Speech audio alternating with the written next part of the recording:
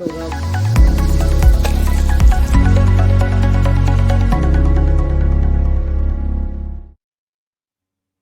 नमस्कार, जियो स्टांस के एक नए एपिसोड में आपका स्वागत है। आज एक बार फिर से हमें शो पे ज्वाइन किया है सुशांत सरीन जी ने। आप ओआरएफ में एक सीनियर फेलो हैं, भारत के जाने माने पाकिस्तान वॉचर्स में से एक हैं। आपके कॉलम्स हम सब पढ़ते रहते हैं, बहुत सीखते हैं उससे। आज सुशांत जी से बात होगी पाकिस्तान को लेके जो आजकल कंटेम्प्रेरी इश्यूज चल रहे हैं या जो रिसेंट डेवलपमेंट्स हुई हैं, उन सब चीज़ों पर हम बात करेंगे। सबसे पहले तो बहुत शुक्रिया शो ज्वाइन करने के लिए Sushant, thank you so much. धन्यवाद जी। You'll have to unmute. Thank you so much for having me on your show. There's a lot of bloopers happening today. हाँ, it's okay. Including this water which has fallen on my t-shirt. Yeah. That was purely your mistake, but ठीक Yeah, है। I plead guilty. जी, सुशांत, सबसे पहले शुरुआत करेंगे आज हामिद मीर से। जब हम लोग हामिद मीर के बारे में पढ़ा करते थे, जाहिर सी बात है हमने इतनी दुनिया तो नहीं देखी जितनी आपने देखी है, बट ऐसा नहीं है कि मैं भी कल पैदा हुई हूँ। बहुत देर से हामिद मीर को मैं फॉलो कर रही हूँ खुद भी, पर जो इंडियन मीडिया में एक जो जिसको हम नॉन गोदी मीडिया कहते हैं ना, यहाँ पे जो खुद को अपने आप को नॉन गोदी मीडिया कहता है, जो वो हामिद मीर के प्रोग्राम्स किया करते थे, तो उससे हमेशा एक तहासुर ये देने की कोशिश की जाती थी that he is a voice of sanity from the other side, one of those better people in Pakistan. पर मैंने जब से हामिद मीर को फॉलो किया है, I have always seen the guy exaggerating, या कभी वो पानी की गाड़ियां चला रहे होते हैं, कभी वो इस तरह की प्रोग्राम्स करते हैं जिनसे पता चलता है कि पाकिस्तान का तो कोई लेना देना ही नहीं था, बांग्लादेश में जो भी हुआ पाकिस्तान की फौज बिल्कुल मासूम थी। मैंने हामिद मीर को हमेशा कुछ ना कुछ अटपटा करते देखा है। रिसेंटली प्राइम मिनिस्टर मोदी के एक बयान का वो तजिया करते नजर आए। उनके हिसाब से अर्बन नक्सल और अर्बन नस्ल में कोई फर्क नहीं। अर्बन नस्ल से उनकी मुराद है कि अरबों की जो नस्ल है, यानी कि हिंदुस्तानी मुसलमान, उनके हिसाब से प्राइम मिनिस्टर ने ऊंट पे निशाना दागा है। What do you have to say about that? Do you think it is intentional? क्योंकि ये कैसे पॉसिबल है कि हामिद मीर जो एक सीनियर वहाँ पे सहाफी हैं, उनको नक्सल मूवमेंट के बारे में पता नहीं? सोनम, पहली बात तो ये कि ये जो एक डिस्क्रिप्शन है ना गोदी मीडिया की, I think it's very obnoxious. Because देखिए, मीडिया कभी भी एक लिहाज से निष्पक्ष नहीं था, हरदम साइड्स लेता था। जब भारत में बीजेपी की सरकार नहीं थी तब भी एक मीडिया ऐसा था जो एक लेफ्टिस्ट और एक अलग आइडियोलॉजिकल बेंट ऑफ माइंड का था, और वो वाली सोच पर आगे बढ़ता था, अभी भी है वो। और वो उस समय अपनी गोदी में बैठे हुए थे, अपने किस्म की। अब जो एक मीडिया आया है जो एक दूसरे आइडियोलॉजिकल पर्सुएशन का है, या उसमें बहुत बड़ा एक तबका ऐसा है, वो एक अपनी गोदी में बैठा हुआ है। और ये जो गोदी मीडिया वाले देते हैं, ये जब अमरीकी अखबारों में लिखते हैं तो इनको ये पता होना चाहिए कि वो अमरीकी जो मीडिया है वो भी गोदियों में ही बैठा हुआ है, वो कोई किसी के अपने आप नहीं काम कर रहा। वो हमने देखा हुआ है, चाहे वो गल्फ का युद्ध हो या अभी जो वहां पर हालात है, उसमें भी हमने देखा है कि ये जो वेस्टर्न मीडिया है ये किसकी गोदियों में बैठा होता है। बीबीसी हो और ये तमाम जितने इधर उधर घूमते हैं, फ्रीडम ऑफ स्पीच और एक्सप्रेशन का हमारे को नसीहत देते हैं, ये कौन से उसमें बैठे हुए। और खास तौर पर पाकिस्तानी मीडिया में तो इतना दम नहीं है कि जर्नलों का नाम ले ले अपने चैनल पे। इदारे और रियासत और पता नहीं क्या क्या इस तरीके की डिस्क्रिप्शन यूज करते हैं वो, तो इतनी तो इनमें हिम्मत नहीं है, तो इनको तो छोड़ दीजिए। बाकी जहां तक हामिद मीर का, I completely agree with your analysis. See, Angrezi का एक शब्द है charlatan, he is that. Basically एक लो कनिंग, लो आईक्यू का आदमी है जो ही हैज इंग्रेशिएटेड हिमसेल्फ, जो ताकतवर जो तबके हैं पाकिस्तान में उनके साथ इसकी बड़ी सांठ-गांठ रही। एक जमाने में ये जिहाद के फलसफे पे लगे हुए थे। ये मैं 90 और 2000 के दशक की बात कर रहा हूँ। इनको यहाँ से निकाल दिया था जंग न्यूज से, और उसके बाद ये एक अखबार के एडिटर थे औसाफ, और उसमें जिहादियों के जो सारे के सारे बयानात थे और तमाम जो वो चीजें थे उसमें ये बिल्कुल आगे बढ़ चढ़ कर हिस्सा लेते थे। इनके ऊपर आपको याद होगा एक इंक्वायरी भी हुई थी, इनको टेप पे पकड़ा गया था।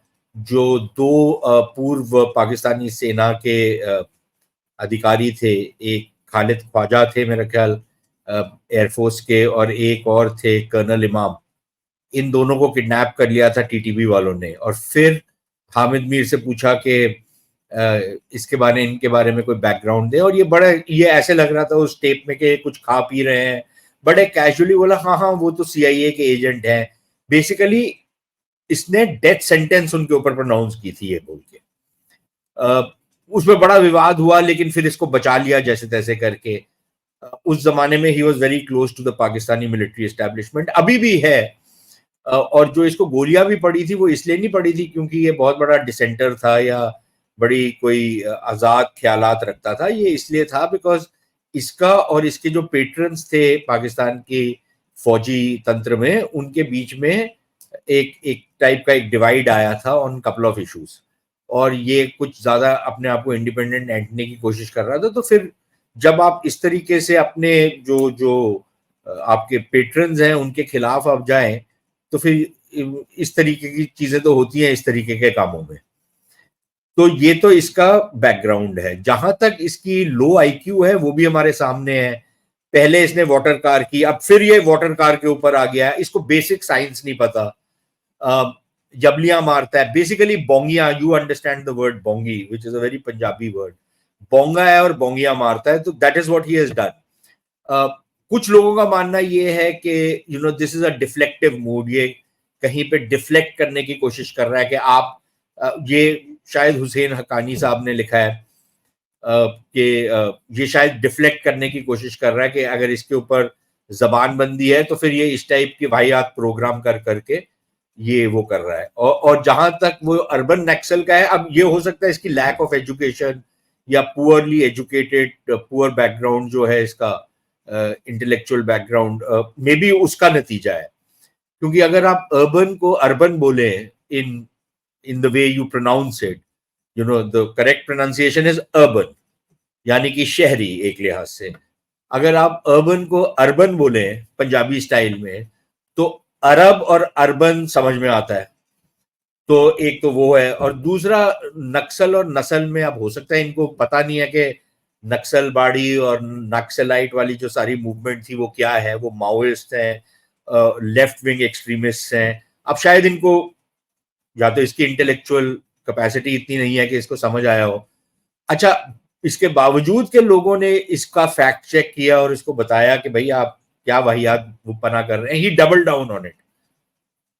तो मतलब कि एक ढीठपना भी है, एक I don't know what he is trying to play at, but basically जहां तक मेरा देखने का तरीका है, he is exposed himself which he keeps exposing himself. अब प्रॉब्लम हमारे यहाँ पर हमारे जो जर्नलिस्टिक सर्कल्स हैं, जो पाकिस्तान को एक हॉबी की तरह शायद देखते हैं, या एक रोमांटिसिज्म और एक नोस्टैल्जिया के साथ देखते हैं, जिनको पाकिस्तान का ना तो पी पता है और ना एन पता है, अब ये लोग फिर वो इंडिया टुडे वाले भी इसको उठा के ले आते हैं और इससे लेख लिखवाते हैं, वाहियात से जो ये लेख लिखता है। बाकी लोग भी इसको बुला बुला के पूछते हैं इसको, जैसे कोई बहुत बड़ा ये जर्नलिस्ट है, बहुत इसकी नॉलेज है और इसको सब कुछ पता है। बेसिकली ये अगर इस्लामाबाद में कोई भी रहा है और इस्लामाबाद के जो जर्नलिस्टिक सर्कल्स हैं उनमें घूमता है, तो बहुत सारी गॉसिप चलती है। But it's Islamabad is famous for two things, एक कॉन्स्पिरेसीज और दूसरा गॉसिप। और ये कहीं ना कहीं गॉसिप और कॉन्स्पिरेसी को मिक्स भी कर देते हैं। ये इनका basically it's a psychological problem for many people, they mix the two. और ये गॉसिप को थोड़ा सा बिल्ड करके, थोड़े से फैक्ट्स एंड सर्कमस्टेंसेस को लेकर ये एक स्टोरी बना देते हैं। इनकी बहुत सारी स्टोरियां पिटी हुई हैं, कुछ ठीक भी हो जाती हैं। जब ठीक हो जाती हैं तो फिर सब लोग वाह वाह करते हैं। अब इनकी बहुत सारे लोगों की आदत है, देखिए मैंने आज से 2 महीने पहले कुछ बताया था आपको, फिर वो क्लिप सेव करेंगे, फिर उस क्लिप को प्ले करेंगे। अब किसी को याद नहीं है आपने क्या कहा था, आप ही लोगों को बार बार याद करवाते हैं। वो हमारे यहाँ पर भी जर्नलिस्टों में ये एक टेंडेंसी है कि मैंने ये लिखा था। अरे भाई, अगर आपने लिखा था, किसी को याद नहीं है तो क्यों याद करवा रहे हो? जो आपने लिखा था, nobody gave a damn about it. Just because आपका एक प्रिडिक्शन या आपकी एक जो आपने कहा वो ठीक निकला, या उसका ये मतलब नहीं है कि you are some kind of a soothsayer who can always see the future. ऐसा नहीं है बात। तो मेरे ख्याल जर्नलिस्ट जब अपने आप को, या एनालिस्ट भी हम जैसे, अपने आप को बहुत ज्यादा संजीदगी से लेते हैं और ऐसे बिहेव करते हैं कि हम नहीं है तो कोई नहीं है, हम ही से पॉलिसी बनती है। एक चीज होती है कि आप एनालिसिस करते हैं, you can be right, you can be wrong. और दूसरा होता है कि आप एनालिसिस में आप पॉलिसी प्रिस्क्रिप्शन इस टाइप की करते हैं और आप ये मानते हैं कि अगर आपने मेरा कहा नहीं किया तो दुनिया इधर की उधर हो जाएगी। तो ये मेरे ख्याल ये जो टेंडेंसी है, ये this is I find it very cringe, but a lot of people indulge in it, to each his own, I would say. अच्छा, there is another character called Abdul Basit. अच्छा, मेरी आवाज रिपीट हो रही है। Did you mute yourself? मैंने तो पहली बार ही सुनी है जो आपने सवाल पूछा है। I am kind of okay with it. जी, अब्दुल बासित जो है, जो आजकल जो फॉर्मर डिप्लोमेट हैं, जो भारत में पाकिस्तान के पुराने हाई कमिश्नर थे, वो बहुत उनकी स्टेटमेंट्स आती रहती हैं इंडिया पाकिस्तान रिलेशंस पर। जब हमारी तरफ से कुछ भी नहीं कहा जाता तो वो खुद ही सवाल करते हैं, खुद ही जवाब देते हैं। आजकल वो एक नोशन को प्रोपोगेट करते हुए नजर आ रहे हैं। उनका ये कहना है कि पाकिस्तान को स्ट्रेटेजिक पेशेंस जो है उसका मुजाहिरा करना चाहिए, और पाकिस्तान को कोई ज़रूरत नहीं आन पड़ी है कि वो भारत के साथ ट्रेड करे। कुछ तो ऐसे भी लोग हैं जिनको मैंने पाकिस्तान में सुना, जो इस्लामाबाद में जो स्ट्रेटेजिक इंस्टीट्यूट्स वगैरह में जो काम करते हैं, उनका ये तजिया है कि इनफैक्ट भारत को पाकिस्तान की ज़्यादा ज़रूरत है when it comes to trade. हमें अगर कामयाब होना है इस खित्ते में, तो हमें पाकिस्तान के साथ अच्छे रिलेशंस चाहिए। पहला सवाल मेरा आपसे ये है, are you agreeable to Abdul Basit's point, जो वो कहते हैं कि पाकिस्तान को पेशेंस रखनी चाहिए, कश्मीर बहुत इंपॉर्टेंट है, उसको भूलना नहीं चाहिए, और तो क्या है अगर हम भारत के साथ नहीं ट्रेड करें? दूसरा ये कि क्या भारत को अपना फुल पोटेंशियल रियलाइज करने के लिए पाकिस्तान की ज़रूरत है? तो सोनम, जहां तक अब्दुल बासित का सवाल है, देखिए उसकी जो जहनियत है ना, उसमें इतना जहर भरा हुआ है कि आप उसको, मतलब ये, I found him a waste of time. जब वो दिल्ली में भी थे, शायद एक ही बारी हमारा आमना सामना हुआ था, उसमें भी ही ट्राई टू साइड स्टेप जो मैंने सवाल किया था उनसे। लेकिन लेकिन मेरे ख्याल जो इंटरेस्टिंग चीज है, and this is a counterintuitive in some ways, I actually agree with Abdul Basit, but not, मतलब कि वो, आई एग्री जो उनकी सजेशन है, not from where he is coming, but I agree what he is saying, because I think Pakistan को इस तरीके के लोगों की बहुत जरूरत है जो पाकिस्तान जिस गड्ढे में है उसको वो और खोदते रहे। तो अगर ये उसको और खोद रहे हैं तो मैं I am entirely with him. I think we should support him completely. और वो जो कह रहे हैं कि हमको भारत के साथ नहीं खोलना चाहिए, हमको स्ट्रेटेजिक पेशेंस दिखानी चाहिए, आई विश दे ये उसी रास्ते पे चलें जो अब्दुल बासित सजेस्ट कर रहे हैं। हमारे लिए भी वो बहुत अच्छा है, क्योंकि हमारे यहाँ पर भी एक तबका है जो ये चाहेगा कि नहीं नहीं, वही जो मैंने आपसे पहले कहा कि एक नोस्टाल्जिया, एक रोमांटिसिज्म है पाकिस्तान को लेकर के। भाई हमारे बाप दादा वहां पर रहते थे, अरे बाप दादा रहते थे, उनको जूते मार के निकाल भी तो दिया ना। तो इतने ही अगर प्यारी जगह थी तो वो वहां पर ही रहते। अगर आपको आज भी इतनी प्यारी है तो वापस चले जाओ, किसने बोला था यहाँ पर? तो एक तबका है यहाँ ऐसा भारत में। तो और जो वो तबका ऐसा भी है, और वो अक्रॉस द पॉलिटिकल स्पेक्ट्रम है, और वो जरूर जब चुनाव खत्म होंगे तो जो भी सरकार सत्ता में आएगी उसके ऊपर ये दबाव बनाएंगे कि देखिए पाकिस्तान के साथ हमने एक जो सख्त रवैया अडॉप्ट किया हुआ है उसको बदलना चाहिए। आफ्टर ऑल वही जो बकवास हम करते हैं कि पड़ोसी तो नहीं बदले जा सकते। अरे भाई, मेरा पड़ोसी कौन है मुझे आज तक नहीं पता, तो आई डोंट केयर मेरा पड़ोसी कौन है कौन नहीं है। मेरी दोस्तियां हैं, लेकिन मेरी दोस्तियां मेरे पड़ोसियों के साथ नहीं है और मेरे को जरूरत भी नहीं पड़ती। और यही जो आपका दूसरा सवाल है उस पर भी मैं यही बोलूंगा, लेकिन उस पर आने से पहले तो भारत के अंदर भी एक इस तरीके का तबका है जो एक माहौल बनाने की कोशिश करेगा, एक ये सेल करेगा सरकार को कि देखिए मोदी जी आपकी लेगेसी बनेगी इससे, आपकी वाहवाही होगी, इस टाइप के लोग जो चापलूस टाइप के होते हैं वो सब कुछ ये करेंगे।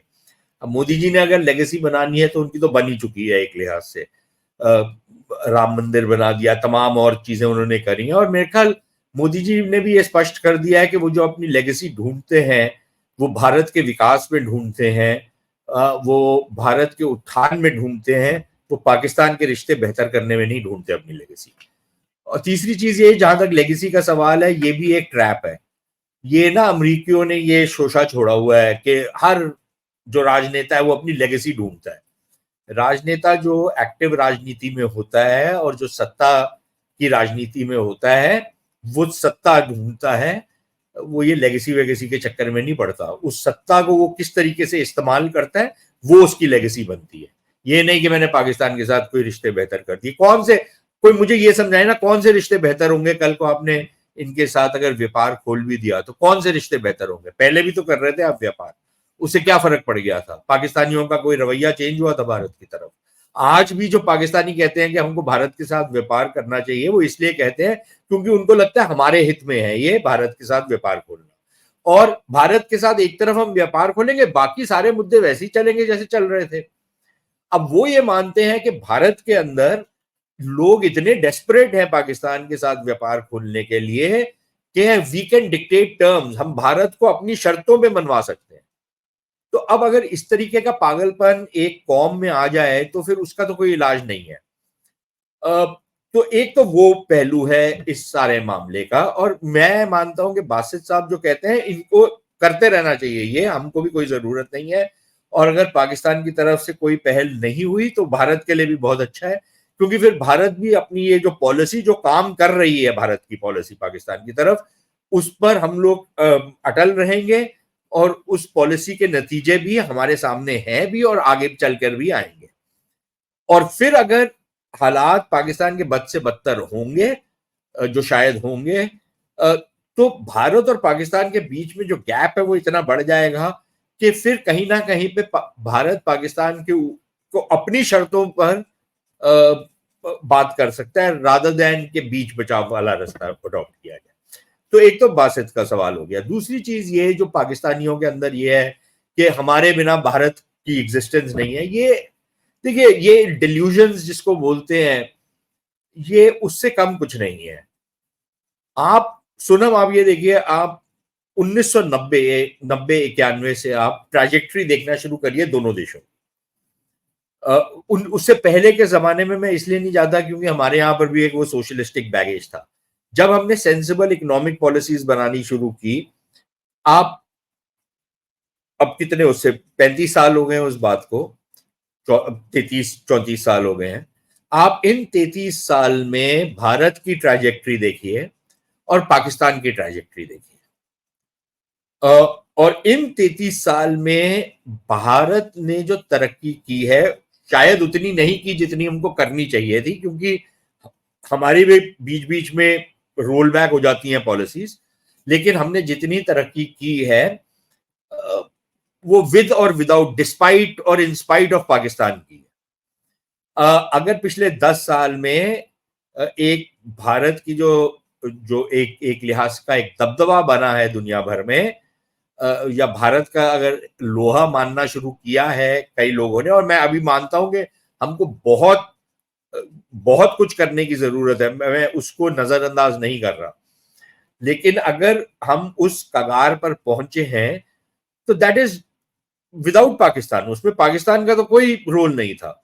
और इस जमाने में हमारे पाकिस्तान के रिश्ते कोई बहुत अच्छे तो रहे नहीं है, वर्चुअली नहीं है, उसके बावजूद भारत वहां तक पहुंचा है जहां तक पहुंचा है। और अभी भी सब लोग यही मान रहे हैं कि अगले 10 वर्षों में अगर एक स्टेबल नीतियां रही, स्टेबल सरकार रही, तो फिर अगले 10 वर्षों में भारत का टोटली कैरेक्टर और स्वरूप ही बदल जाएगा, भारत की अर्थव्यवस्था का, भारत की क्षमताओं का, वगैरह वगैरह।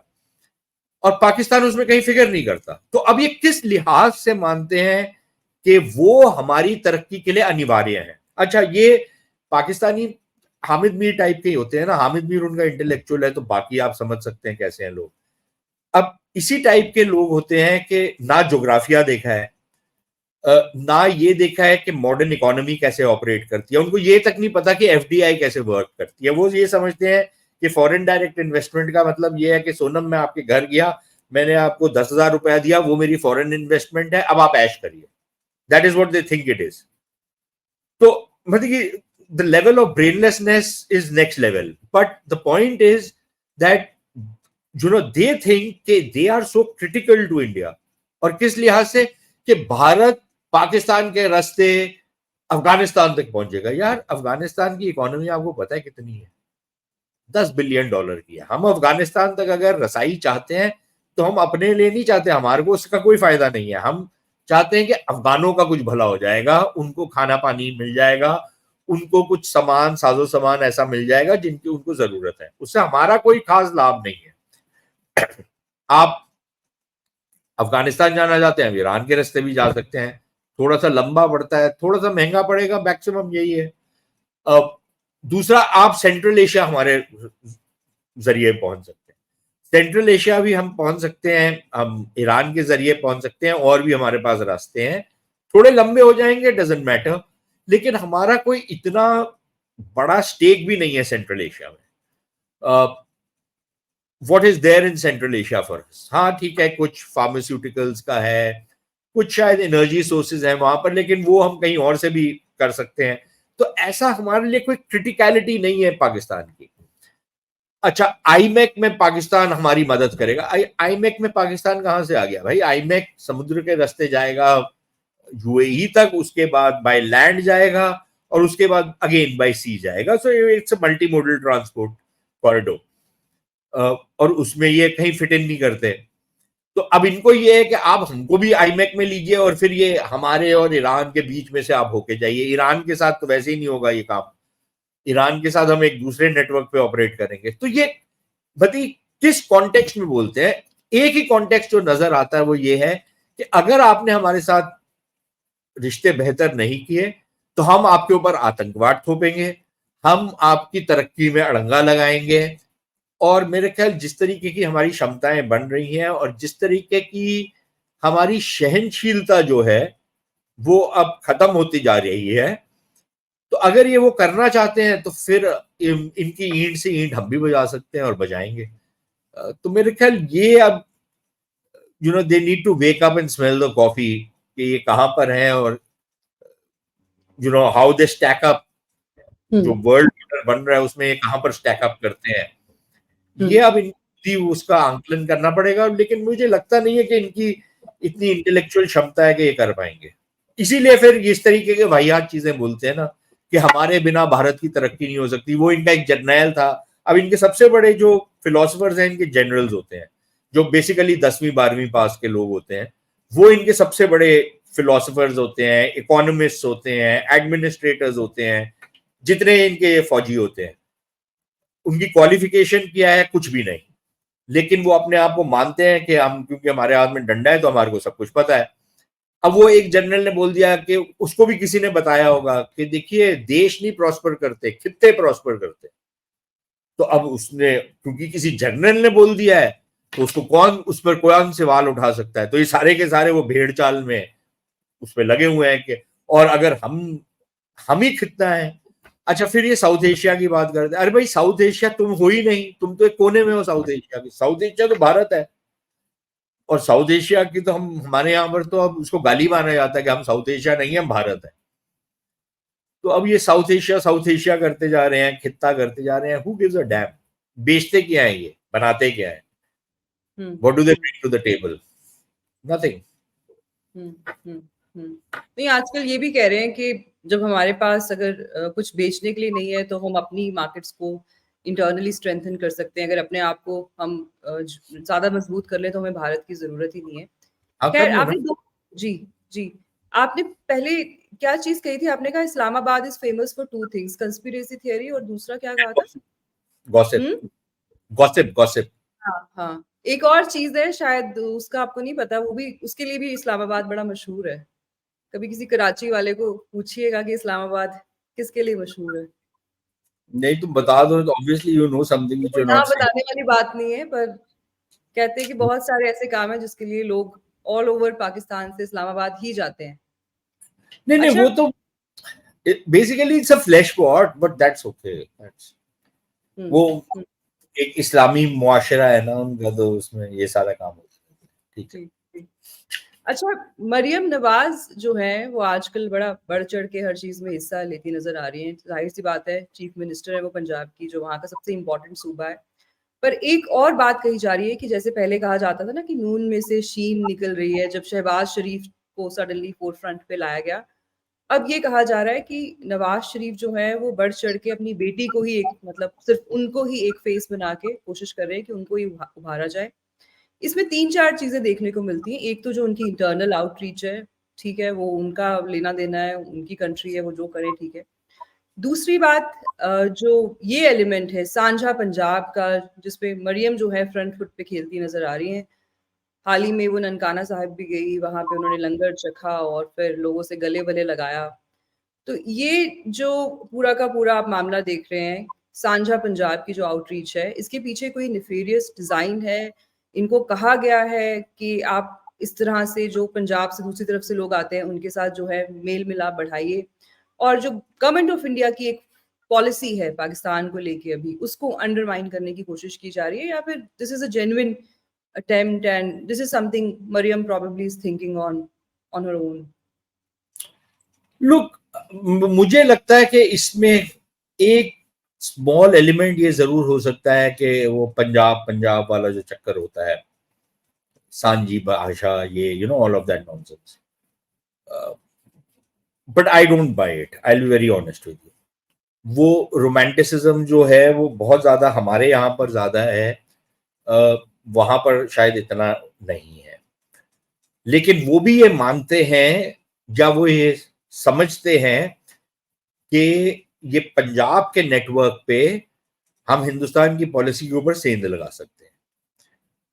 और उसमें भी वो पंजाब में भी बेसिकली सिखों को ही पंजाबी मानते हैं, हिंदुओं को तो वो किसी गिनती में नहीं लेके आते। हिंदू तो इनके नहीं केस, उनके अजली दुश्मन है।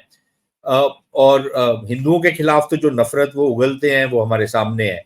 सिखों के खिलाफ भी उनकी नफरतें हैं, लेकिन अभी उनको ये लगता है कि सिखों का इस्तेमाल कर करके हम सिखों को भारत के खिलाफ बरगला सकते हैं, इनको हम ये दिखाएंगे साझा Punjab and all this nonsense, और इसके जरिए हम सिखों के बीच में और भारत के बीच में एक दरार पैदा करेंगे जिसको हम एक्सप्लॉइट कर सकते हैं। उसी में ट्रेड को भी लेके आएंगे हम कि देखिए पंजाब और पंजाब, साझा पंजाब इकट्ठे तरक्की करेगा, you know all that nonsense.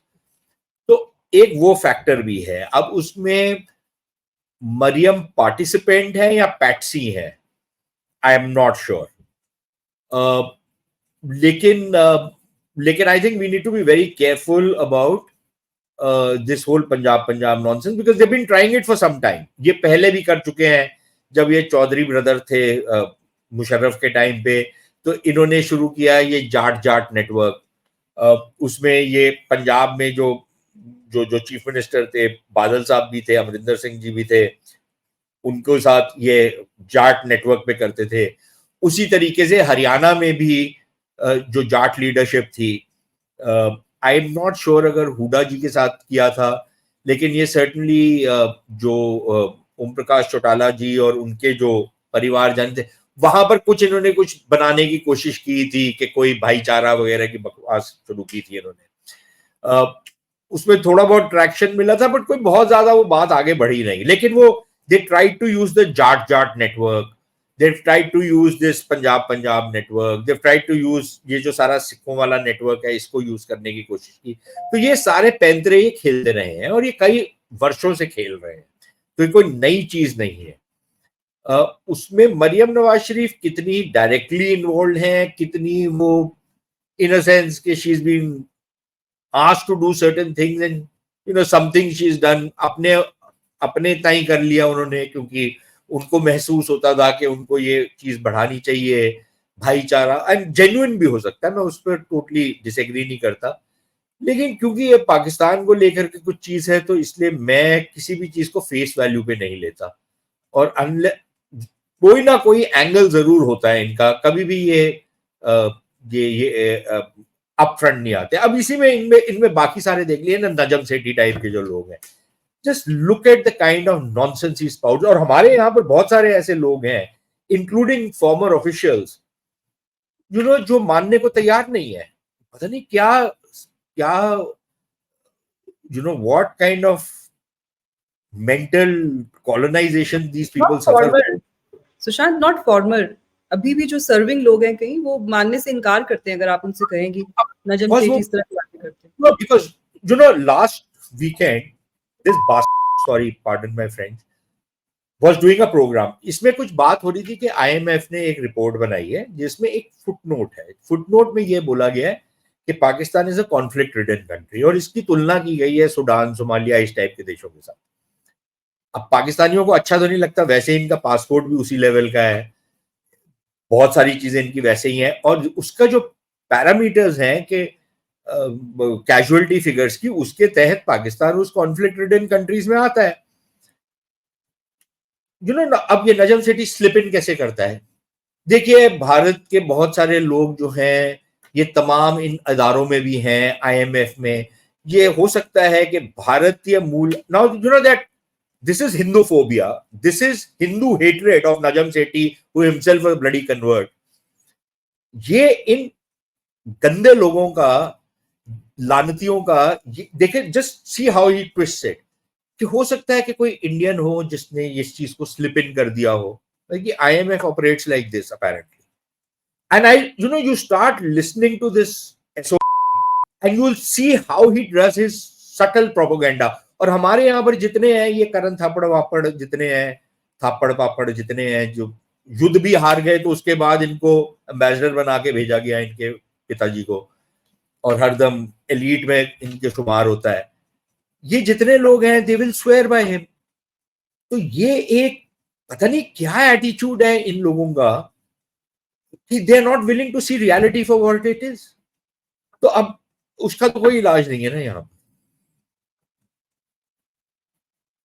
What do you do about that? जी बिल्कुल बिल्कुल। एक अफगान मूल के एक सिख को NIA ने पकड़ा है कल या परसों, इंद्रपाल सिंह गाबा। ऐसा सुनने में आ रहा है कि वो पाकिस्तान से होते हुए, वाघा बॉर्डर से होते हुए हिंदुस्तान में वो दाखिल हुए। आते ही उनके पास जो फोन था, जो भी टैब वैब था, वो सीज कर लिया गया, उनसे कुछ क्वेश्चनिंग की गई, उसके बाद उनको छोड़ दिया गया।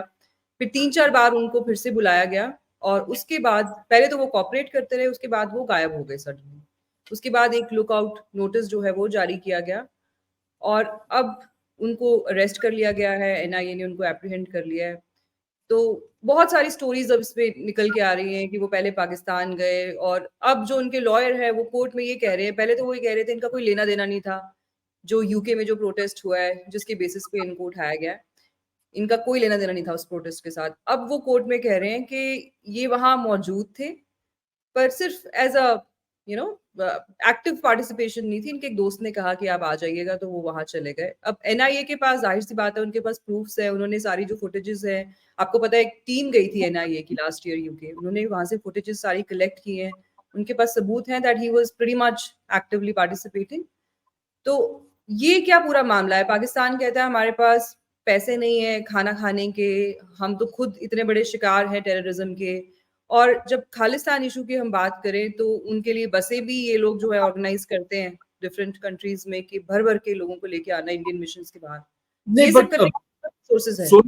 वो शायद पाकिस्तान हाई कमीशन वाले या पाकिस्तान के ट्रेजरी से नहीं होता। वो मेरे ख्याल what the Pakistanis have do is, जो पाकिस्तान मूल के वहां पर लोग होते हैं या जो कुछ बिजनेसमैन वगैरह हैं, उनके साथ आई सस्पेक्ट ये फेवर्स एक्सचेंज करते हैं, और फिर वो लोग फंडिंग ऑर्गेनाइज करते हैं या उसको मनी लॉन्डर करते हैं, और उस पैसे से फिर ये सारा जो तामझाम होता है लोगों को लेकर के आना, उसमें जो सिख डायस्पोरा, खालिस्तानी डायस्पोरा के कुछ लोग हैं वो भी इसमें इन्वॉल्व हो जाते हैं। तो ये पैसे वहां से आते हैं। तो this is not money which is going out of the treasury of Pakistan. थोड़ा बहुत जाता भी होगा तो जाता होगा, कोई बहुत दिस इन लोगों का मतलब इंटरेस्ट अभी भी है ना भारत के अंदर फॉल्ट लाइंस को एक्सप्लॉइट करने का, जो ये कहते हैं कि अब हम बदल चुके हैं, रिफॉर्म हो चुके हैं। आरजू काजमी जैसे लोग पूरा दिन कहते हैं अब हम नॉन स्टेट एक्टर्स नहीं भेजते, अब हमारा मुल्क सुधर चुका है बिल्कुल। यार मतलब कि अब देखिए ना, आज ही एक खबर छपी है कि जो जैश ए मोहम्मद का जो वो है मसूद अजहर, वो अब रोज के रोज एक प्रोग्राम करा करेगा, आइदर ऑन द इंटरनेट और ऑन टेलीग्राम और वन ऑफ दीज चैनल्स। अभी तो वो मर गया था या मरने वाला था या अफगानिस्तान गायब हो गया था, अब वो सडनली कहां से आ गया? जो लोग, दैट इज वाई पाकिस्तानियों की कोई विश्वसनीयता नहीं है ना। I consider them to be the most treacherous people in the world. कभी इनकी जो भी ये बात करें, I don't take anything this is seriously. जब तक ये मुझे नजर नहीं आता ऑन द ग्राउंड और सस्टेन तरीके से नजर नहीं आता, I will never buy anything this help. तो अभी तक क्या हमारे को बोला गया था? और कोई छोटे मोटे लेवल के नहीं, I am not talking about the people you are talking about. Shah Mahmood Qureshi के हमको तो पता ही नहीं, वो तो बीमार है, उसकी तो किडनी फेल हो गई, वो तो किसी हॉस्पिटल में पड़ा हुआ है। या फिर ये बोल दिया सब जगह और इंटरनेशनल फोरम्स में कि हम तो उसको ढूंढने की कोशिश कर रहे हैं, वो तो अफगानिस्तान जाके छुप गया है। पता नहीं, हमने तो अफगानिस्तान से भी पूछा है कि कहाँ है भाई, हमारे को उसको सौंपिए आप। ये सारा आया हुआ है ना, पब्लिक डोमेन में है ना ये सारा कुछ। एंड दिस इज समथिंग जो इन्होंने दुनिया को बोला है। The question is that suddenly how has Masood Azhar come out? Where has he come out from? तो are you telling me कि ये बड़ा इनोसेंट अब वो इस्लामी प्रचार करेगा और वो एक he'll be one of those evangelical kind of persons जो sermonize करेगा using these media? No, he has been brought out deliberately. अब उसका 3-4 रीजन हो सकते हैं, I still have to think about it, think this thing through. But मोटा मोटी दो तीन जो रीजन सामने नजर आते हैं वो ये है कि एक तरफ आपने लगा दिया आरिफ हबीब टाइप के लोगों को कि आप बोलिए कि भारत के साथ हम ट्रेड खोलेंगे, इशाकदार ये टाइप के लोग, बिजनेस लॉबी। दूसरी तरफ आपने बोला कि हाँ ये करेंगे और ये भी है हमारे साथ, राइट? तो you are flaunting that also. That is one possible explanation. The second possible explanation is कि अच्छा ये सरकार जरा ये ट्रेड रेड की बातें करती है, चलिए हम इसको साबोटाज करते हैं शुरू में। ठीक है, तो ये निकाला कि कुछ खास नहीं, आप सिर्फ ये 2-3 बयान देने शुरू करिए, हो गया ना। मतलब you will spoil the whole thing anyways. Not that वो कहीं बात जा रही थी, लेकिन आपने ये फुफुंदा छोड़ दिया। तो एक हो सकता है कि हम दोनों चीज पैरेलल में चलाएंगे, एक हो सकता है कि ये वाली भी जो चीज है इसको साबोटाज करेंगे। ठीक है, तीसरी चीज हो सकती है कि ये उसको बाहर उभार रहे हैं देखने के लिए कि कहां तक लेके जाया जा सकता है इसको, before the push back starts coming. That is another thing, it's like a bet. तो I don't know, I am still trying to get my head around it. लेकिन it is obviously not something suddenly out of the blue, it is a coincidence नाम की कोई चीज नहीं होती। जैसे वो एक बारी वो सजाद लोन ने बोला था ना कि कश्मीर में कोई कोइंसिडेंस नहीं होता, एवरीथिंग इज फिक्स्ड, सब कुछ किसी एक मंसूबे के तहत हो रहा होता है। वही चीज इनके साथ है। तो अनलेस समबडी एक्चुअली बिलीव्स के suddenly this man has come out of the woodwork, ऐसे तो नहीं होता यार।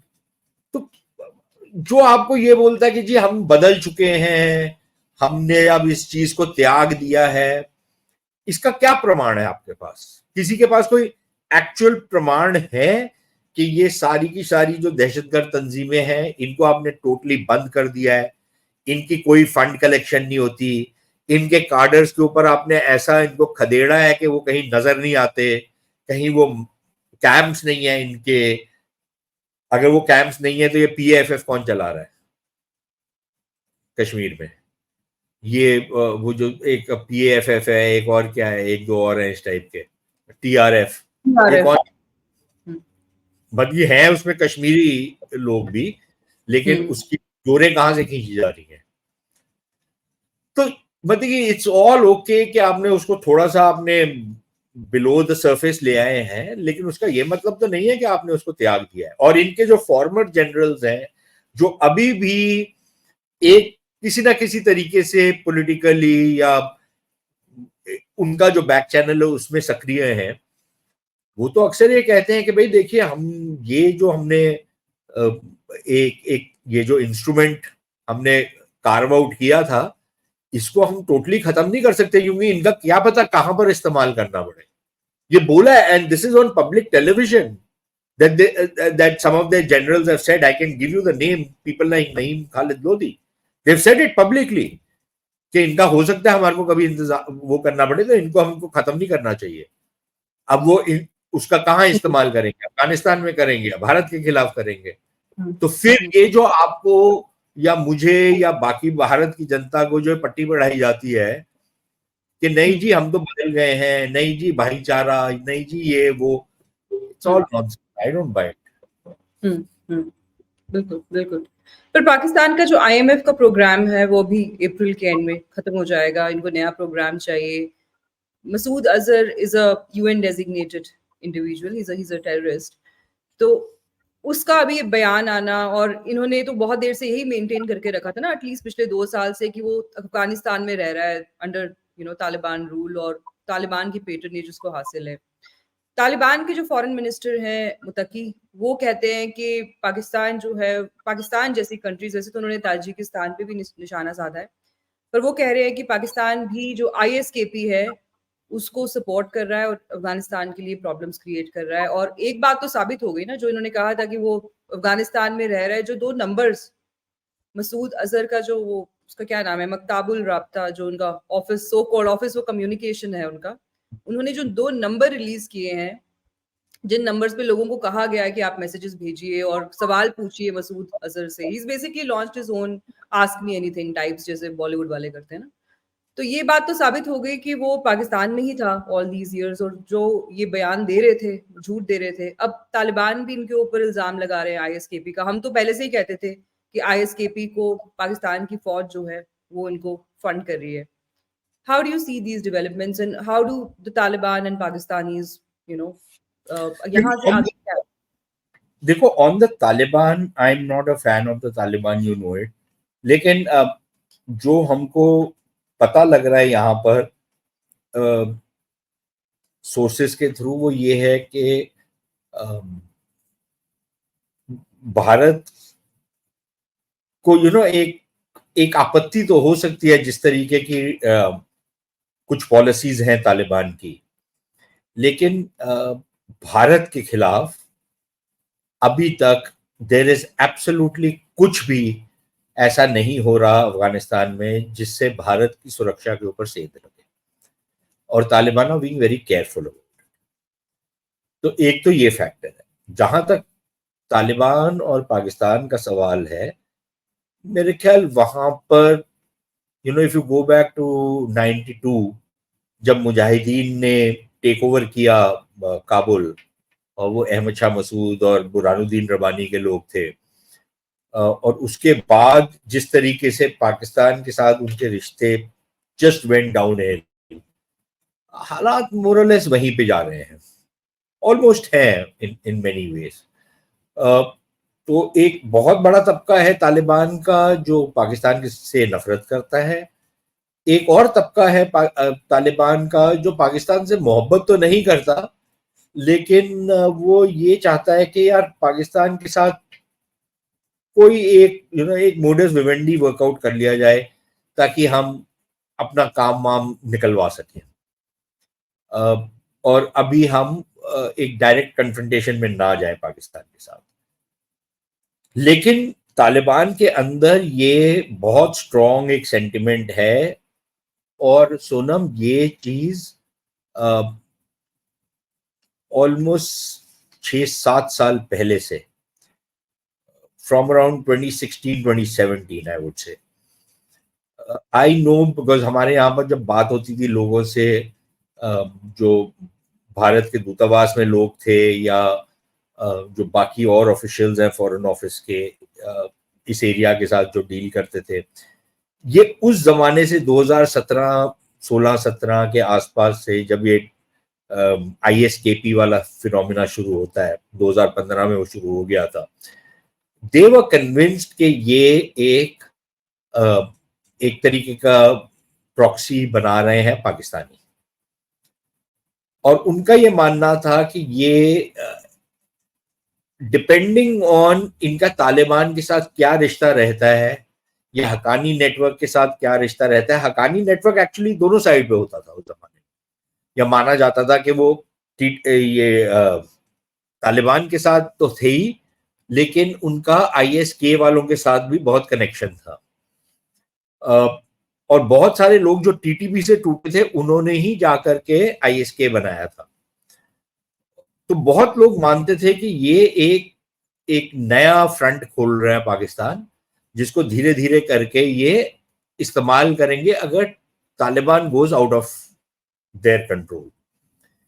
इंक्रीजिंगली, अच्छा उस जमाने में तो आप बोल सकते थे कि यार ये कॉन्स्पिरेसी थियरी है, ये है वो है, प्रमाण तो ऐसा कोई दस्तावेजी सबूत तो नहीं था हमारे पास, लेकिन एक इंस्टिंक्ट था, क्योंकि पाकिस्तानियों की ये चालाकियां हम पहले भी देख चुके हैं, तो एक इंस्टिंक्ट था कि ये शायद इस तरफ जा रहे हैं। अब इंक्रीजिंगली ये नजर आता है कि there is much more to that than merely a conspiracy theory. और उसमें ये जरूर है कि ये लोग they will not be entirely under Pakistan control. वो अपनी भी एजेंसी रखेंगे, जैसे तालिबान रखते थे, जैसे टीटीपी वाले भी रखते थे, और बाकी ये जो गुट तालिबान थे वो रखते थे। वो अपनी एजेंसी रखेंगे, लेकिन बाय एंड लार्ज वो एक तरीके के समन्वय के साथ चलेंगे पाकिस्तान के साथ। विच इज वाई, जो मैं आपसे कह रहा था ना कि तालिबान के दो धड़े हैं। एक धड़ा ये है कि यार इनके साथ थोड़ा बहुत मोडिस विवेंडाई बना के रखो, वो इसलिए है ताकि पाकिस्तान इस तरीके के एलिमेंट्स का बहुत ज्यादा इस्तेमाल ना करे, या महदूद तरीके से करे, ताकि हम लोग अपने आप को कंसोलिडेट कर सकें। तो वो एक कश्मकश जरूर चल रही है अफगानिस्तान और पाकिस्तान के बीच में, and I think that is something that we need to watch out for. उसको मैं सुलझते हुए देख नहीं रहा। वो कुछ टेम्पररी अकोमोडेशन एडजस्टमेंट हो जाएगी, वो एक अलग बात है, लेकिन ये परमानेंट तरीके से अगर देखा जाए तो ये एक क्लैश नजर आ रहा है हमारे को। लेकिन वो कब कितना तीव्र होता है, दैट इज एनीबॉडीज गेस। हो सकता है वो स्पर्ट्स में हो, कि it suddenly spikes and comes down, suddenly spikes comes down. It could be like that. We don't know. We'll have to wait and see how that plays out. But obviously वो situation कोई बहुत अच्छी नहीं है वहां पर, और कोई अच्छी होते हुए नजर भी नहीं आ रही। परसों एक न्यूज स्टोरी आई थी कि चेन्नई के एक डॉक्टर ने पाकिस्तान की एक 19 साला आयशा राशन नाम की लड़की, जिनका जो कराची से हैं, उनका फ्री में हार्ट ट्रांसप्लांट किया है इंडिया में। उनका सारा जो खर्चा है उन जो डॉक्टर थे, ट्रीटिंग डॉक्टर, उन्होंने उठाया। साथ ही साथ चेन्नई बेस्ड एक एनजीओ ने पूल इन किया कुछ पैसा। लॉन्ग स्टोरी शॉर्ट, उनका जो पूरा खर्चा है वो भारतीय डॉक्टर ने उठाया। कंप्लीटली फ्री ऑफ कॉस्ट उनका सारा का सारा ट्रीटमेंट किया गया। इसकी वजह से एक डिबेट जैसी छिड़ गई है सुशांत। मैंने भी इस पे एक शो किया था। बहुत सारे लोगों का कहना है भारत में कि क्या जो हमारे डॉक्टर्स हैं वो कभी हमारे खुद के जो लोग हैं उनके भी फ्री में ऑर्गन ट्रांसप्लांट करते हैं। चलिए, मैं इसको इस तरह से देखती हूँ कि it's a plain act of humanity. किसी ने अपनी जेब से पैसा लगाया है, अपना एफर्ट लगाया है, हम कुछ नहीं होते उस पर कॉमेंट करने वाले। बट क्या इस तरह के जेस्चर्स का पाकिस्तान कभी हमारी तरफ इनको रेसिप्रोकेट करता है? आई रिमेंबर कि 2018 में एक इस्तांबुल से फ्लाइट आ रही थी जिसमें एक भारतीय की तबीयत बहुत खराब हो गई थी, और उस फ्लाइट को लाहौर में रोका गया था और वहां की अथॉरिटीज ने उनका इलाज करने से मना कर दिया था। तो इस तरह के वन साइडेड जेस्चर्स जो हैं, क्या हमें उनको दिखाते रहना चाहिए? क्या इनसे ज़मीनी जो रियलिटीज़ है, वो उनमें कुछ बदलाव आता है? क्योंकि वहाँ का मीडिया तो कोई पॉजिटिव चीज़ नहीं दिखाता। यहाँ पे एक आदमी को मना किया कि रोड पे नमाज़ मत पढ़ो, वो उन्होंने पूरा दिन आउट ऑफ कॉन्टेक्स्ट दिखाया, बट इस तरह की चीज़ों को नहीं दिखाते। सोनम, इसमें देखिए, आई एग्री। वो जो लोग आपसे ये कहते हैं कि यार भारत में बहुत सारे ऐसे लोग हैं जिनको इस तरीके के इलाज की जरूरत है, आप उनके लिए क्या यही सुविधाएं उपलब्ध करवाएंगे मुफ्तिया? शायद नहीं करेंगे आप, क्योंकि उसमें आपको माइलेज नहीं मिलेगी। आपने किसी भारतीय गरीब, दलित, एनीबडी, एनी इंडियन सिटीजन, उसके साथ अगर आपने करा तो आपको कौन, who bothers in the media, आपको कौन सी कोई माइलेज मिलेगी, कोई उस तरीके की स्टोरी तो नहीं छपेगी। तो एक वर्च्यू सिग्नलिंग भी है, और मैं उस आर्गुमेंट से बिल्कुल सहमत हूं।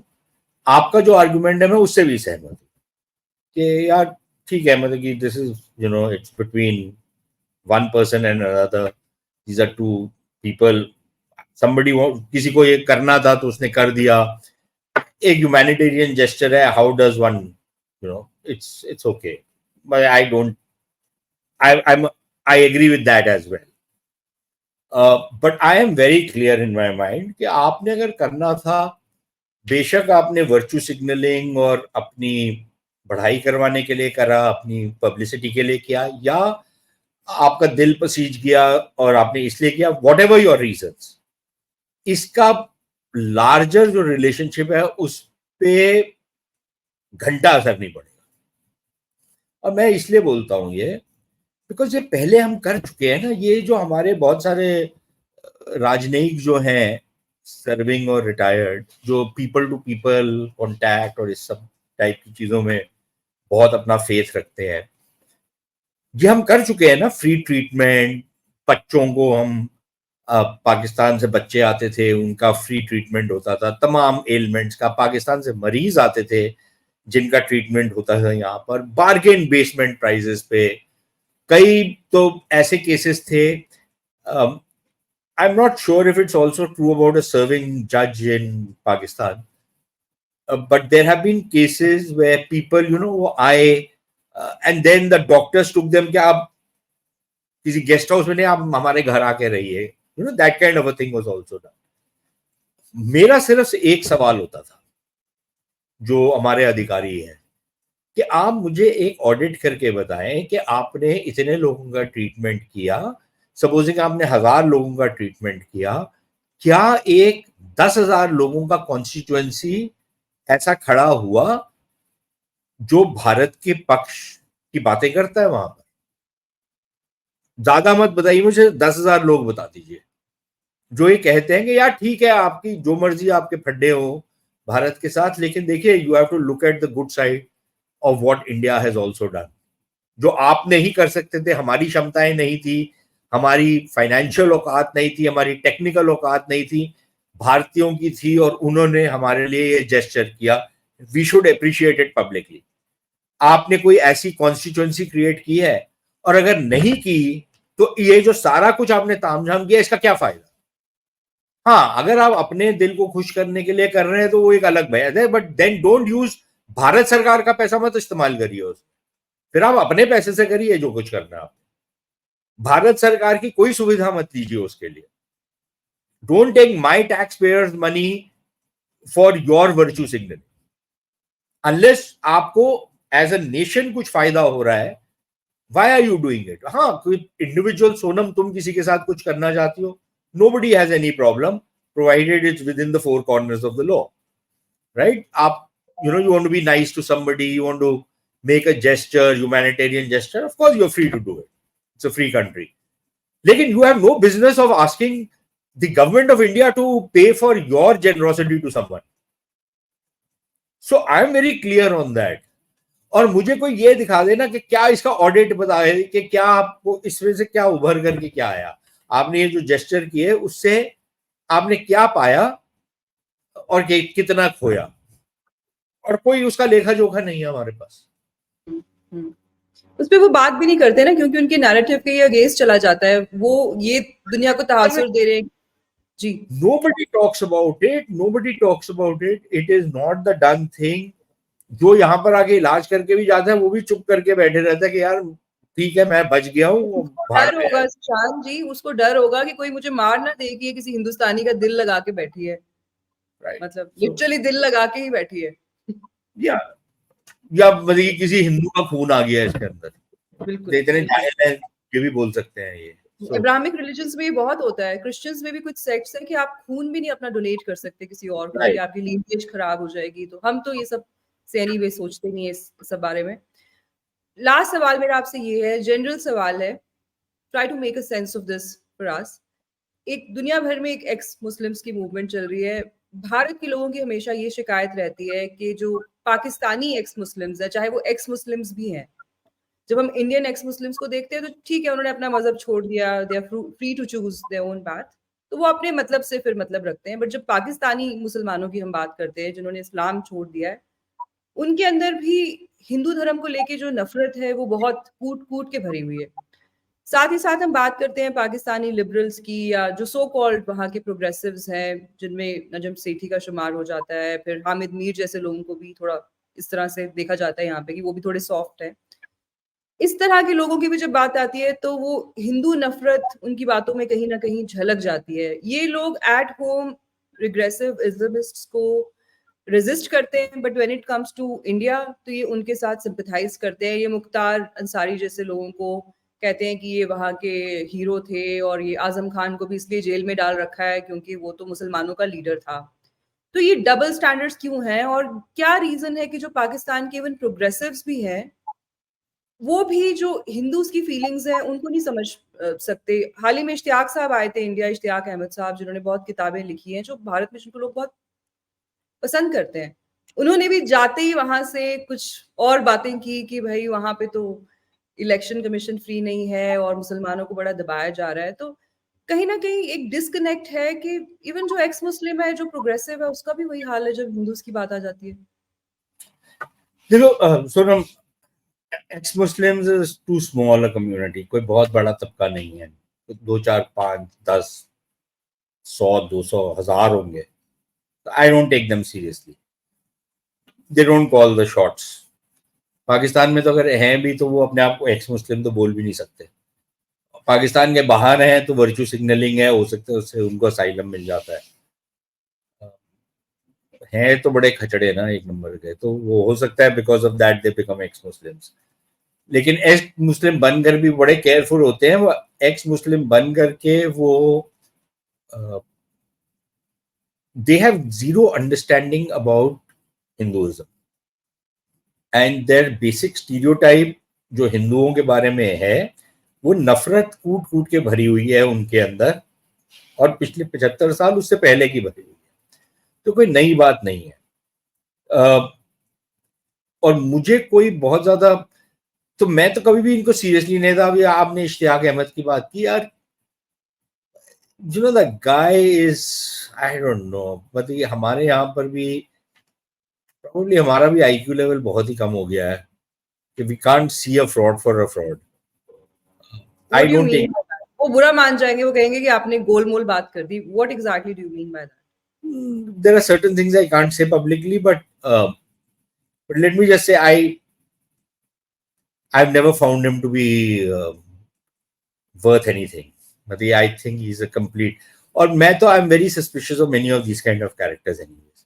I can tell you I've met so many Pakistanis apart from maybe a handful who were probably genuine.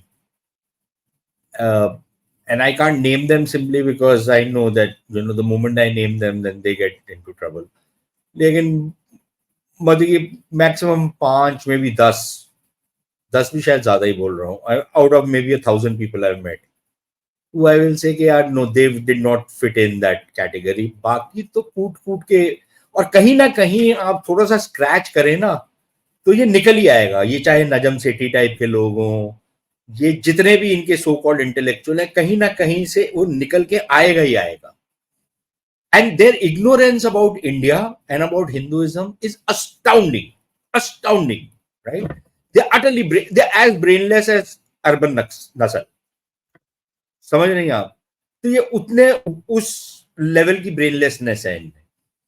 तो आई am not surprise by that, but ये एक्स मुस्लिम वाला जो फिनोमेना मैं को बहुत ज्यादा सीरियसली लेता नहीं हूँ, because it's not really a movement. इसमें बहुत लोग ऐसे हैं जो शायद अपने हालात से त्रस्त हैं तो इसलिए, या बहुत सारे ऐसे हैं जो असाइलम लेना चाहते हैं विदेशों में, और इसलिए बड़ी कन्वीनियंट चीज बन जाती है। जैसे हमारे यहाँ पर नहीं है कि बहुत लोग जाके खालिस्तानी बन जाते हैं बिकॉज असाइलम मिल जाएगा। बहुत लोग LGBTQ को बड़ा प्रमोट करते हैं, बिकॉज उससे असाइलम मिल जाएगा, आपको रेजिडेंसी मिल जाएगी, तो आप वहां पर रुक सकते हैं, हो सकता है फेलोशिप्स मिल जाएंगी। आप अमेरिका में जाके भारत को गाली देंगे तो आपको फेलोशिप मिल जाएंगी। आप अगर कोई नॉर्मल इकोनॉमिक्स की बातें करेंगे तो आपको कोई nobody has any takers for you. लेकिन अगर आप दलितालिटी की बात करेंगे तो उसमें आपके लिए बहुत टेकर्स होंगे। उसमें आप कास्ट ऑपरेशन की बातें करेंगे, रियल या फिक्टिशियस, उसके लिए बहुत आपके टेकर्स होंगे। तो ये लोग, मतलब कि लोगों ने अपनी दुकान चलाई हुई है इसमें, तो वैसे ही पाकिस्तान में चलाई हुई है। तीसरी चीज इसमें ये है सोनम कि देखिए, पाकिस्तान के अंदर एक बहुत बड़ा तबका ऐसा है जिसको आप एक पाकिस्तानी कॉन्टेक्स्ट में आप लिबरल बोल सकते हैं। पाकिस्तानी कॉन्टेक्स्ट में उसका लिबरलिज्म से कोई मतलब नहीं है। वैसे तो आजकल लिबरलिज्म कहीं पे भी नहीं है। अमेरिका के भी जो लिबरल हैं उनसे ज्यादा फासिस्ट और इंटॉलरेंट मैंने आज तक नहीं देखा। हर एक आदमी को वो डॉक्स करते रहते हैं, हर एक आदमी को कैंसिल करते रहते हैं। लिबरलिज्म में तो ये था ही नहीं कभी। लिबरलिज्म में तो ये था कि आप भी अपनी बात करिए, मैं भी अपनी बात करूंगा, दोनों आपस में बातचीत करके आगे निकलेंगे। लेकिन जो पाकिस्तान के कॉन्टेक्स्ट में जो लिबरल अपने आप को बोलते हैं, उनमें से एक तबका जरूर एक ऐसा है जो शायद अपने समाज में कुछ रिफॉर्म्स चाहता है। हमारे यहाँ पर प्रॉब्लम ये है कि जैसे ही कोई पाकिस्तानी पॉलिटिकल एनालिस्ट या पॉलिटिशियन फौज के खिलाफ खड़ा होता है, तो पता नहीं यहाँ पर क्या, it's a mental disability in India, कि हमारे दिमागी लिहाज से हमारी एक बीमारी है जिसमें हम ये समझते हैं कि अगर ये इस टाइप की पोजीशन ले रहा है तो उसका मतलब ये भारत के पक्ष में है। कोई कनेक्शन नहीं है इसमें, लेकिन भारत में पता नहीं क्या दिमागी असंतुलन है कि हम उन दोनों के बीच में कनेक्शन ड्रॉ करते हैं कि एक व्यक्ति अपने देश में खड़े होकर अपनी फौज से टक्कर ले रहा है क्योंकि वो वहां पर अपने कॉन्टेक्स्ट में जमहूरियत चाहता है, तो हम समझते हैं कि वो भारत के पक्ष में है। एक आदमी वहां पर खड़े होके वहां के जो मुल्ला हैं उनके खिलाफ आवाज अगर बुलंद करता है क्योंकि उसकी जिंदगी के ऊपर, उसकी लाइफस्टाइल के ऊपर असर पड़ रहा है उस चीज का, तो हम ये मानते हैं कि वो बड़ा लिबरल और सेक्युलर है और वो हिंदुओं को भी अच्छी नजर से देखता है। ये दोनों चीजें आर म्यूचुअली एक्सक्लूसिव। वो वहां पर मुल्लों के खिलाफ एक एक एक फ्रंट खोल सकता है, लेकिन हिंदुओं के साथ उतनी ही नफरत कर सकता है। और पता नहीं हमारे यहाँ पर जो दिमाग है लोगों का, वो इन कॉन्ट्रडिक्शंस को समझ नहीं पाता। तो ये हमारी प्रॉब्लम है, ये उनकी प्रॉब्लम नहीं है। मतलब अपनी उनकी सहूलत की बात है कि वो उनको क्रिटिसाइज करते हैं, उनकी नैरेटिव को सिर्फ बढ़ावा nothing to do with us. हमारे लिए वो जो जो जो कूट कूट के उनके अंदर नफरत भरी हुई है वो वैसी ही है। That even a person who would want to come and travel to India, जो भारत आना चाहेगा, भारत में घूमना चाहेगा, भारत में क्रिकेट और पैसा कमाना चाहेगा, that does not mean that he is a friend of India. He will remain an inveterate enemy of India. But हम लोग उस चीज को समझ नहीं पाते। तो ये हमारी प्रॉब्लम है, जैसे मैंने आपसे कहा, ये उनकी प्रॉब्लम नहीं है। बिल्कुल बिल्कुल। Same goes for Ahmadiyyas. I've had a chance to interact with many of them online. So many people in India do not understand what the Ahmadiyya sect is all about.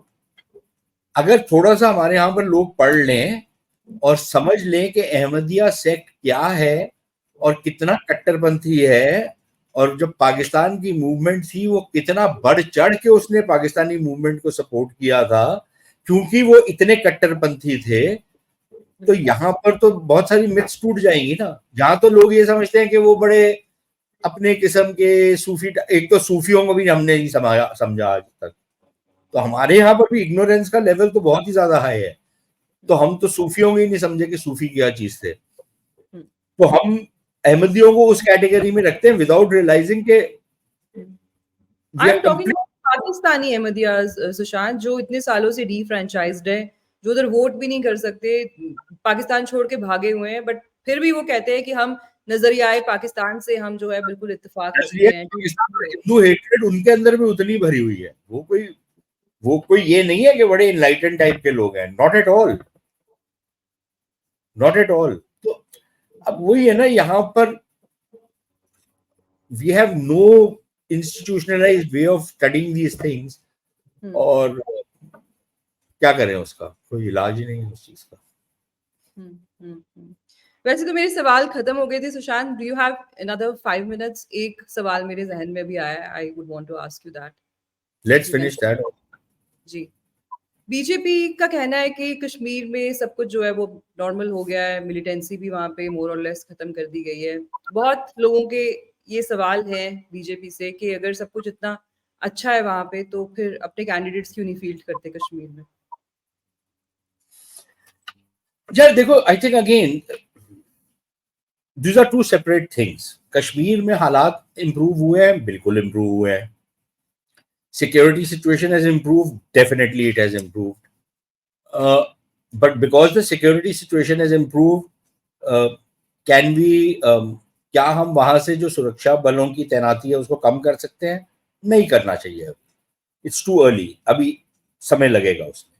लेकिन क्या हालात improve हुए हैं, उसमें तो कोई शक नहीं हो सकता। ठीक है, कुछ इंसिडेंट हो रहे हैं, इक्के दुक्के होते हैं, कुछ थोड़ा बहुत शिफ्ट हो गया है, आपके एरिया में शिफ्ट हो गया है थोड़ा, वो है एक issue, but by and large आप कंपेयर नहीं कर सकते सिचुएशन को 2016 के साथ, बट इट्स विजिबल, राइट? एक ये पहलू है। दूसरी चीज ये है कि क्या बीजेपी ने अपने वहां पर कैंडिडेट क्यों नहीं खड़े किए? I think just because the situation has improve, उसका ये मतलब तो नहीं है ना कि बीजेपी वहां पर लोकप्रिय हो गई है। शायद एक सपोर्ट बेस बना है उनका, एक पार्टी स्ट्रक्चर बना है, लेकिन क्या वो इतना बड़ा पार्टी स्ट्रक्चर है कि वो चुनाव जीतने लायक पोजीशन में है? I don't think so, and that will probably take time. अभी वो शायद हम उस स्थिति में पहुंचे नहीं। और बीजेपी का फ्रैंकली स्पीकिंग अगर देखा जाए तो कश्मीर की वादी में कोई स्टेक भी नहीं है ना as such, as a political force. As a national party of course stake है, लेकिन एज अ पॉलिटिकल फोर्स 3 सीटें हैं, उसमें भी कोई 1 या 2 वो जीत भी जाएंगे। Why should they spend so much time out there when they can focus elsewhere for much better results? तो एक पॉलिटिकल डायनामिक्स है उस एरिया, तो उसको आप कन्फ्लेट मत करिए दोनों चीजों। तीसरी चीज ये है कि क्या हालात जो हैं, जैसे मैंने आपसे कहा कि इंप्रूव हुए हैं, लेकिन अभी भी आपको सुरक्षा बलों की जरूरत है। आपको जो सुरक्षा घेरा है उसको बिल्कुल कमजोर नहीं करना चाहिए, जैसे अभी बीच में था कि भाई वो आरआर को खत्म कर देंगे वगैरह वगैरह। Don't do all this, don't play around with it, wait for another few years before you can do that. लेकिन साथ ही साथ मेरा मानना ये है कि कुछ चीजों में हमने we have missed the bus. 5 सालों में हमने कई चीजें ऐसी करनी चाहिए थी, कर सकते थे, जो शायद नहीं की, या उस तरीके से नहीं की जिस तरीके से करनी चाहिए थी, in terms of creating an alternative political leadership, in creating conditions के वहां पर जो अलगाववाद की राजनीति है उसको आप सिरे से खत्म कर देते, जो वहां पर एक अलगाववादी इकोसिस्टम है उसको आप सिरे, उस पर बहुत सेंध लगाई है, लेकिन क्या उतनी लगा ली है जितनी लगानी चाहिए थी? शायद नहीं, अभी भी उसमें गुंजाइश है। तो वो है, प्रॉब्लम्स हैं, तो उसको तो मैं नहीं डिनाई करूंगा, लेकिन इसको भी नहीं आप कोई डिनाई कर सकता कि कश्मीर में जो स्थिति है definitely it has improved, that's deny. एक और बात है ना सुशांत, जहां रेस्ट ऑफ द इंडिया में भी जहां पर मुसलमानों की अक्सरियत है वहां पर बीजेपी कौन से बहुत बढ़ चढ़ के जीत के आती है? वहां पे तो कोई मिलिटेंसी की प्रॉब्लम नहीं है। ये तो एक परसेप्शन भी है बीजेपी की मुसलमानों में, अगर आप देखें तो वो इसको एक हिंदू पार्टी समझते हैं और वो नहीं वोट करते, चाहे वो सरकार की पॉलिसीज का बेनिफिट्स लें, पर वो नहीं वोट करते। नहीं, देखो अगेन यू नो फ्रैंकली उसमें हमारे यहाँ पर ये माने, वो बेनिफिट तो देखिए उनको इसलिए नहीं मिल रहा क्योंकि वो मुसलमान है, वो बेनिफिट इसलिए मिल रहा है क्योंकि वो भारत के नागरिक हैं, as simple as that, right? नहीं, पर बहुत सारी प्रिविलेजेस हैं जो माइनॉरिटीज को मिलती हैं। लेकिन वो कॉन्स्टिट्यूशनल है ना, मतलब that is nothing to do with BJP. तो वो बीजेपी के क्रेडिट में जाता है कि उन्होंने कोई ऐसा कदम नहीं उठाया जिससे माइनॉरिटीज का दमन हो रहा हो, या उनको आप, ठीक है पॉलिटिकली वो आपके लिए वोट नहीं करते, आप उनके कैंडिडेट खड़े नहीं करते, आपकी पार्टी में उनका कोई कैंडिडेट नहीं है, वो एक अलग चीज है, दैट्स अ डिफरेंट थिंग। लेकिन वो पॉलिटिक्स है। जब आप अपना राजधर्म निभाते हैं ऑफ एडमिनिस्ट्रेशन गवर्नेंस का, आप जब अपना धर्म निभाते हैं, आप क्या उसमें पक्षपात करते हैं? और मेरे ख्याल इसमें कोई बीजेपी के ऊपर ये आरोप नहीं लगा सकता कि देखिए जब लाभार्थियों की लिस्ट बनती है तो उसमें मुसलमानों को अलग कर दिया जाए, ऐसा नहीं होता, राइट? सबको वही लाभ मिलते हैं जो सबको मिलते हैं। दूसरी चीज ये कि जो मुस्लिम समाज के लिए या माइनॉरिटीज के लिए जो स्पेशल प्रावधान है, उस पर भी कोई सेंध नहीं लगी, उस पर कोई कटौतियां नहीं हुई, जबकि कुछ होनी चाहिए। There should be some reforms, जैसे ये वक्फ एक्ट है और ये सब कुछ है, इसमें डेफिनेटली आपको चेंजेस करने चाहिए, लेकिन अभी तक नहीं हुए। सो आई थिंक हमारे यहाँ पर हम बहुत सारी चीजों को गड़बड़ कर देते हैं, और वो शायद वहां पर हम गलती करते हैं। तो मैं ये मानता हूं कि कश्मीर में और मैं यहां तक सुना, this is again a counter intuitive thing. देखिए कश्मीर में जो मुसलमान है उनको एक फायदा भी है। फायदा ये है कि वो क्योंकि एक majority Muslim majority province है, by and large, maybe I'm talking about very anecdotally, बहुत एक छोटे तबके की मैं बात कर रहा हूँ, लेकिन मैंने ये नजर आया मुझे कि जो कश्मीर के मुसलमान हैं वो बहुत ज्यादा सेल्फ एश्योर्ड भी हैं, कॉन्फिडेंट भी हैं। उनको शायद वो वाली इनसिक्योरिटीज नहीं है जो शायद यूपी या बिहार के मुसलमान को, या वो चिप ऑन द शोल्डर नहीं है। I don't know, maybe I am wrong, but sometimes I feel like this. और वो अपने आप को ज्यादा बेहतर आर्टिकुलेट कर सकते हैं। और मैं ये मानता हूं कि अगर वो राष्ट्रीय धारा में आए, they can actually become great assets for the country, but it take some effort to be able to do that. उसका एक तरीका निकालना पड़ेगा कि कैसे उनको, कुछ लोग तो आ रहे हैं, कई लोग आए हैं, और भी आ रहे हैं। There are, you will see so many young Muslim students and others who are coming, and who are very, who don't have a chip on their shoulder. They're very relaxed, and I see that as a good thing. But let us see how that head moves forward as we go along. I agree with you. I think a lot has been done and a lot needs to be done. You also agree with that. So let's just end this discussion here.